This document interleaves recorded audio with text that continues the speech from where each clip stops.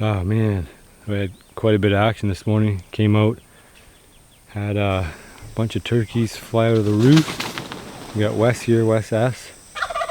We snuck in on a bunch of pigs right at daybreak and actually had a shot on one. But looks like Wes just missed. You see here, I'll show you, there's an impact spot on the tree. So looks like Wes just missed here. I'll show you. So there's a bullet just grazed the tree here and there. So we know the pig was standing here. And if we follow, we were just standing back here when we shot. If we follow the bullet path this way, we'll find that it hit a tree back here behind me, up above my head, which kind of would seem weird, but it's the topography. So if we look back this way, we were sitting over here, and we marked the spot here where the hog went. So if you go from the tree, that's at 6 o'clock from my position right now, and you trace it back to the tree here, we know exactly where the hog was standing. And looking around the tree, we notice no sign of impact, no hair or fur, no blood, no nothing. And we know the direction the animal went. If you're ever hunting, you got to be really careful. After you make your shot, everything has to be cataloged in your head. In this case, we have a camera, so we can actually review it, but it's not in great detail. But when you're hunting, bow hunting, hunting with a gun, you have to be very, very, very, very careful about remembering what happened to the animal, what the animal did, how it reacted, where it went, where it stopped. So we know the animal went this way. We know it stopped. We know it made a couple huffing sounds. It seemed like it was injured, but there's no information here that tells us that the animal went down. Now, that doesn't mean that what you see, what you hear, what you feel is what happened. So Wes is doing his due diligence. He's back in the thick stuff, making doubly sure that he doesn't find any sign. I went and did a perimeter search back about 50 yards back this way. There's no sign of any blood or impact or anything. If the animal was hit and does die, then nature will recover all the nutrients. And as I've been explaining throughout the series on hog hunt, that hogs are invasive and they destroy habitat for javelina, and they're taking up that space that could be otherwise used by animals that are endemic to the area. We definitely don't want to leave an animal out here wasted, because it's something that we can use, put it that way. And then it means there's another animal, a farm raised animal, that we do not have to consume and pen up for our consumption. So we're going to leave that chapter here for now, and we do have more hunts planned, so we'll see what comes of it.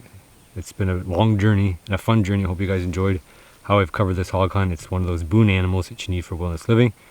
No guarantees, but you put your time in, you will eventually be successful, although it's yet to be known if I'll be successful on this trip, but not for lack of trying. I didn't find no blood or nothing nowhere. You can call him Spot. Don't think it did very good in the wild. Baby deer. No, that's coyote. Lovely. Make you a tooth necklace. No, no luck, no joy. Okay, that puts me posting up and sitting out here all day.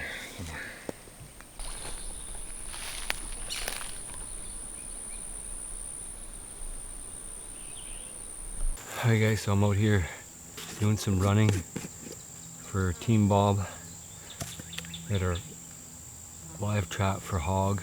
We know we have hog activity out here. We've seen them on the trail camera.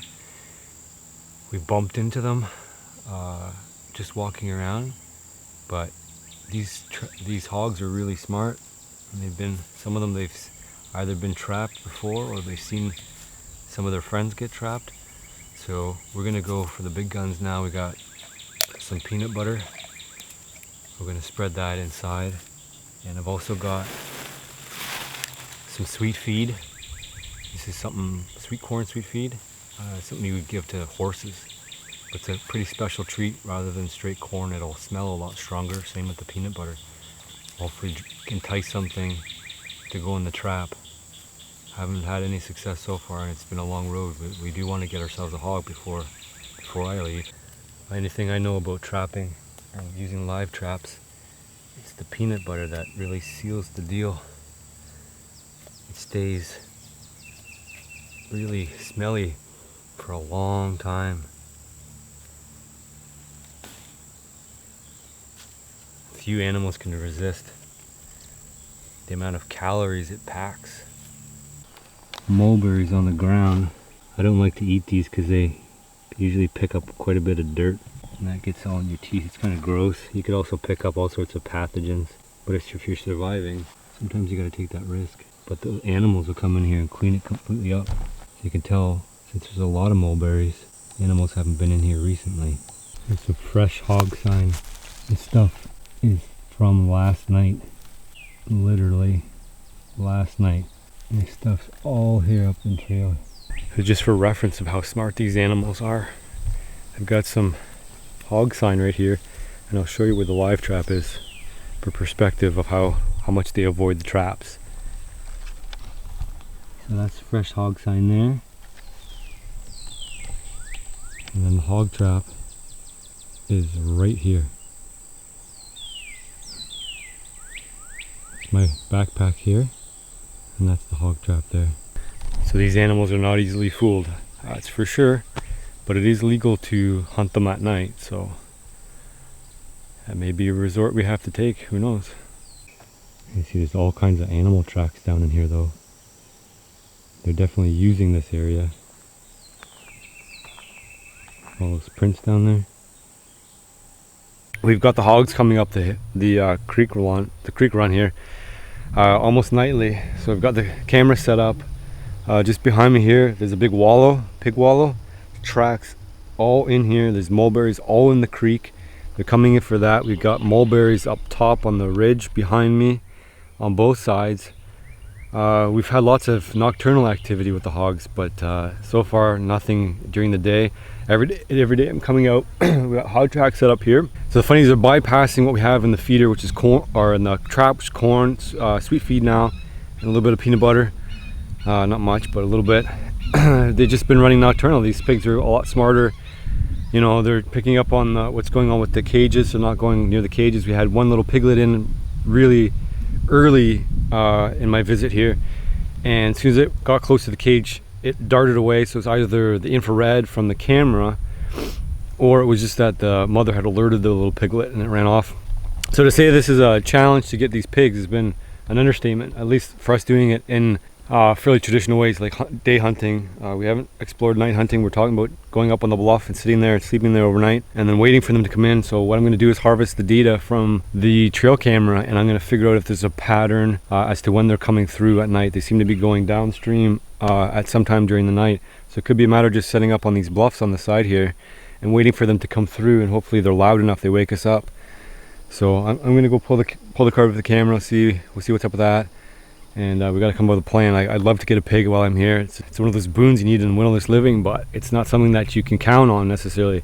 The small animals, lots of them. The pigs are, you know, they get big for a reason, and they know they're a resource to other people. So they hide. Simple as that. So let's go see what's going on.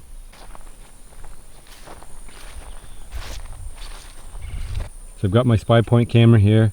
It runs off a solar backup. So that charges an internal battery. On the inside is a AA battery backup. I've already switched the camera on here. It's a kind of neat feature.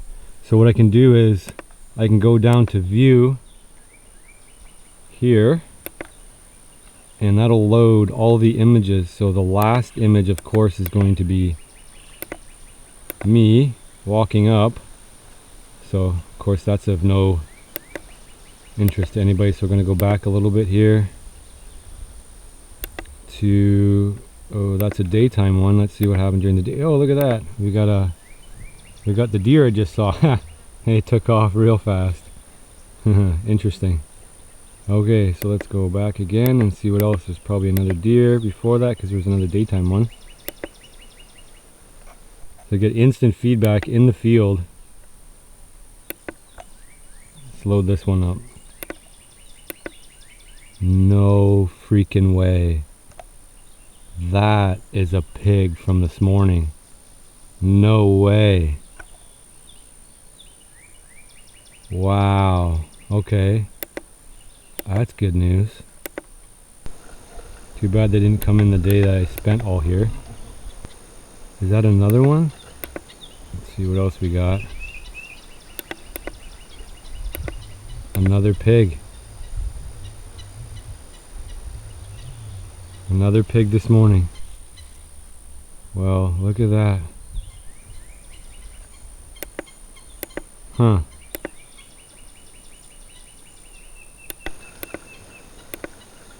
And of course we got some nighttime pigs. Might be hard for you guys to see. But there's a pig coming through, going downstream as per the pattern. Spy Point, I'm loving it already. It's doing a really great job. Like I say, I'm a pro staff of Spy Point. They're not giving me free cameras and they're not, paying me to say anything good about them, but I'm impressed so far. 4 AA batteries plus the internal. It's been in the shade, so the solar is kind of not working full effect as you would expect. But it's doing a good job. It's capturing all images, and the animals are generally not bothered. Some of the animals, I'd say the little piglet was either bothered by the cage. You can see the deer kind of startled a little bit, but not too bad. Usually deer startle with the camera anyway because they kind of smell with your hands on them, and I haven't been careful at all about scent control. But it's a good little unit, and it's giving us the intel that we need in order to track these pigs down. So I'm going to pull the card and check the timestamp on them to see if there's a pattern as to when these animals are coming through, so if we can catch up to them. Here's something pretty interesting about this trap. It's like the 1 millionth day we've had this thing set. You can see evidence over here of the trap being shoved. So what happened is a big animal shoved it over so that it could get at the feed here on the ground underneath the trap. So this trap wasn't actually here, it was actually over here with the food underneath the trap. So we're dealing with some pretty smart hogs. So these pigs are no dummies, that's for sure. Talking about doing some active hunting now. That means coming out here and doing it properly and sitting and monitoring the area. These pigs know this trap's here. They know the food's here. We have evidence of them getting the food.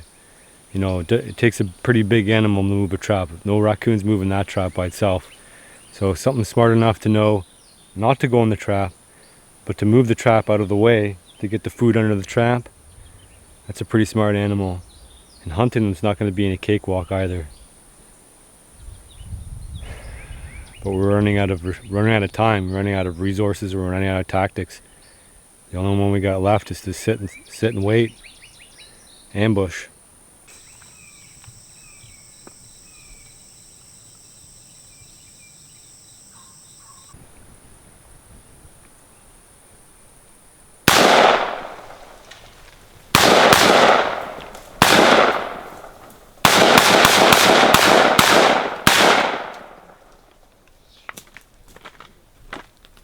Behind you, right there.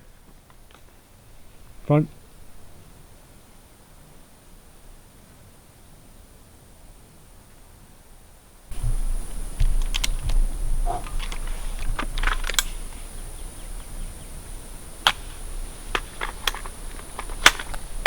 I know what's up, brother.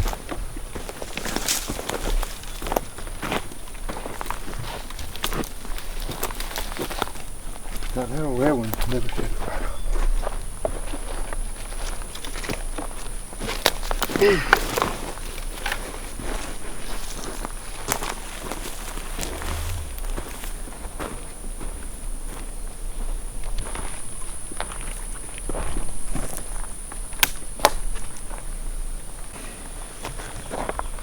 But the big ones weren't there.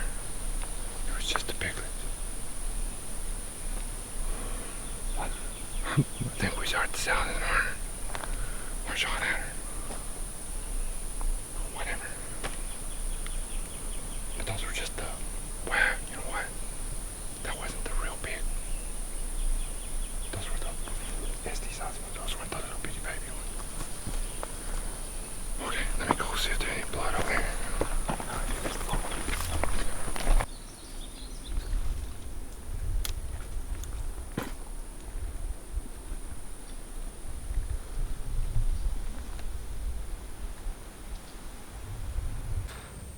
So the hog saga continues. We're out here in a morning hunt. I got Wes S trailing me right now. We bumped some pigs coming in. We were chasing down some armadillo last night, so it was pretty late. And we overslept. So we bumped a nice group this morning coming in to set up. Yesterday we got some shooting in on the piglets, and you might get upset about shooting piglets, but piglets eventually grow up to be pigs, and these are not your friendly neighborhood pig from a farm. They are wild animals, just as every bit as wild as a wild animal, except not endemic, as I say. We're reminding you guys. So we are going to get some proper rest today. Probably a good number of naps. And we're going to come back next day, or tonight, and do a long sit, something like 4 to dark.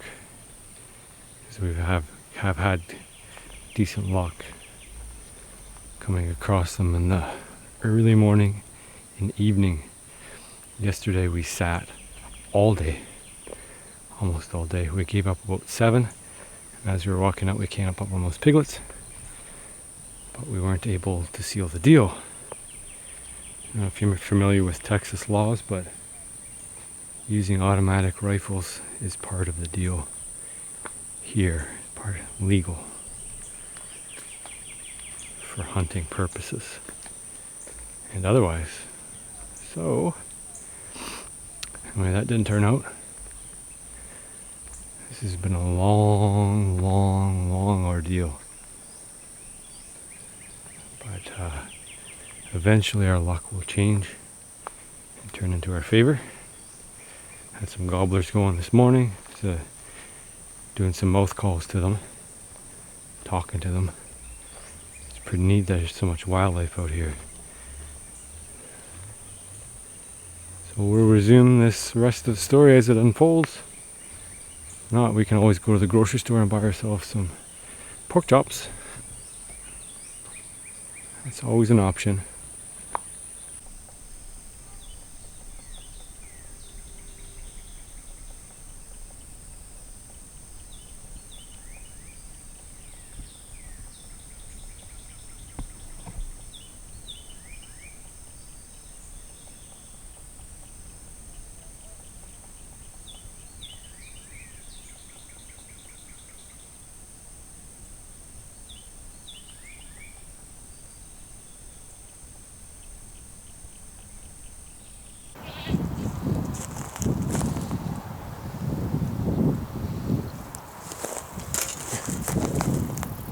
Just for you, Woodbeard.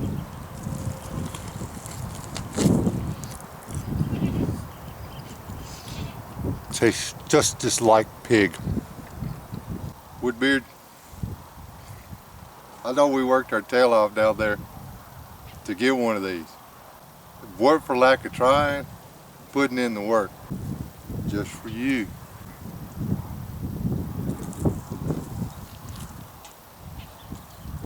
That bite was for you. I wish you could have got some of this. Take some corn-fed pork and add flavor to it.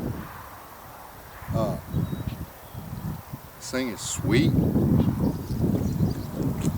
These things have got way more flavor than farm-raised pig. I mean, they they get exercise. This would have been good with some of that adobo spice. I had a little piece of that chicharron, some of that fried pigskin. Woodbeard, you wanna come to Texas, do some West Texas hog hunting? Look at you. You've got to try this. God bless you. Stay alive, don't die. We're gonna get ourselves a pig. Yes. We're gonna sneak down this creek and we're gonna shoot him with this because they eat little baby deer right out of their maw. It's just disgusting. Free range hogs are mean.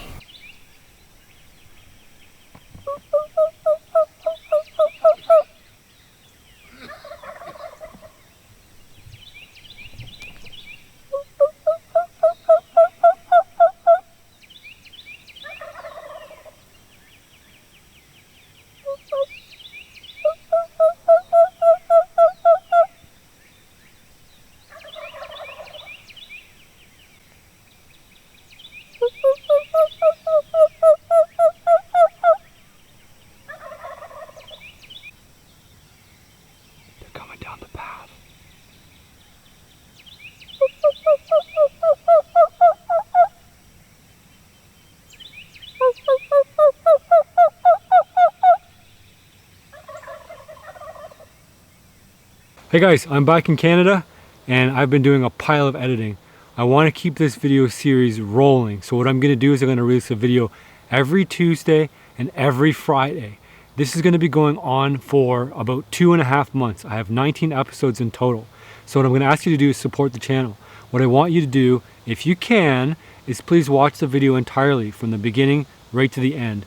YouTube is tracking all sorts of data in their algorithm, and what they want to see is a high watch time or retention time. So if you guys can do that and you like the series and you want me to continue doing that, that's one small way you guys can help. Leave lots of comments down on the bottom, not just one but a bunch of them. That helps. Of course, hitting the like button is super easy, you can do that too, and sharing it. If everybody shared it to 5 people, it would get big really fast. And lastly, if you want to support it monetarily, you can buy a t-shirt. I'm hoping to get some more t-shirts up. If the t-shirts are available, I'll provide a link. If not, you can always offer a PayPal donation that will come directly through me. To me, you can also hit the sponsorship button. It's a new feature that YouTube has added.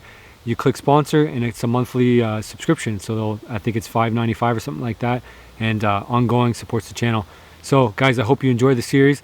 If you guys want me to continue doing this, you want me to go to other different places, let me know. If you have access to land, you know, private land, and there's a lot of hunting, fishing, opportunities, trapping, that sorts of things, and you want to invite me up and a guest or a couple guests, let me know. Shoot me an email for that. I do not always get to all the comments to do my best, but if it's an important thing, like, hey, you want to hook me up with some land and you've got it ready to go, let me know. So I'd like to explore and open different doors and avenues and see where this YouTube thing and the survival wilderness living thing takes me.